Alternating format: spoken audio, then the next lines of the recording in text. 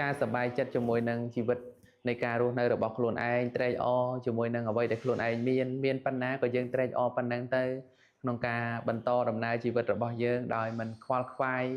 នឹងរវល់ទាមទារប្រាថ្នាជាមួយនឹងរបស់ដែលអត់ច្រើនពេកវាធ្វើឲ្យជីវិតរបស់យើងហ្នឹងបានសុខស្រួលដែរ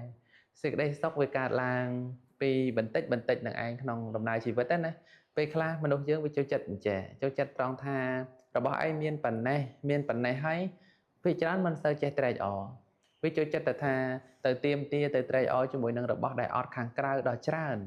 ព្រោះហេតុដូច្នេះវារកសុខមិនឃើញហើយក៏អត់ចេះពេញចិត្តជាមួយដំណើរជីវិតបានន័យថាឲ្យល្មមសមគួរទៅបើថាប៉ុណ្ណឹងអាចរស់នៅទៅបានប្រើប្រាស់ជីវិតនឹងដោយការចម្រើនទៅដោយកុសលធម៌ទានសិលភាវនាហើយគិតថាវាសប្បាយក្នុងការរស់នៅក៏គួរតែរស់នៅក្នុងជីវិតបែបហ្នឹងតែ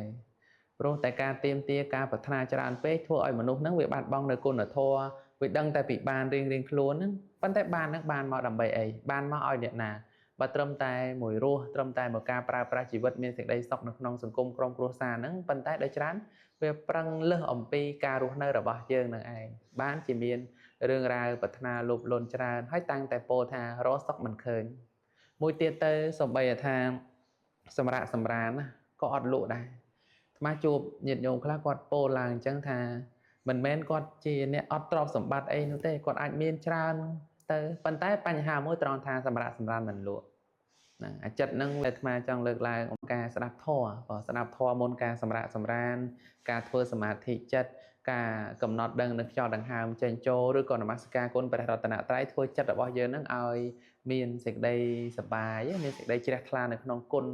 របស់ព្រះរតនត្រ័យអញ្ចឹងទៅវាអត់ច្បងច្បល់នឹងរឿងរ៉ាវផ្សេងក៏ធ្វើឲ្យសម្រានលក់ដែរអាហ្នឹងក៏ជាហេតុថាក្នុងដំណើរជីវិតដែលយើងត្រូវជួបរាល់ថ្ងៃក៏ជាសេចក្តីសុខមួយដែរហ្នឹង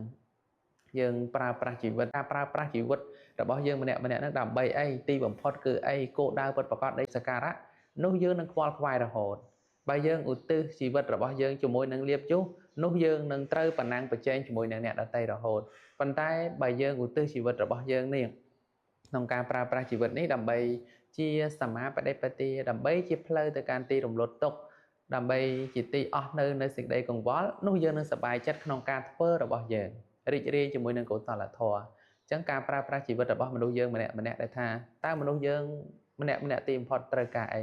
ឬក៏ម្នាក់ហ្នឹងប្រាថ្នាអីដែរបើយើងសួរអញ្ចឹងណាព្រោះវារកសេចក្តីប្រាថ្នាថា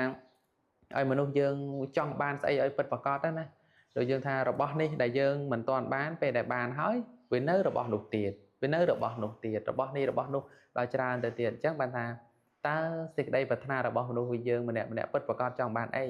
ទទួលស្គាល់ថាយើងចង់មានបច្ច័យលុយកាក់អីចឹងទៅរស់នៅជាមួយនឹងក្រុមគ្រួសាររស់នៅបែបមានសេចក្តីសុខអីចឹងអានឹងជាចំណែកមួយប៉ុន្តែខ្លាចតែថាវាលើសនឹងទៅទៀតអានឹងហើយគឺជាសេចក្តីទុក្ខដែល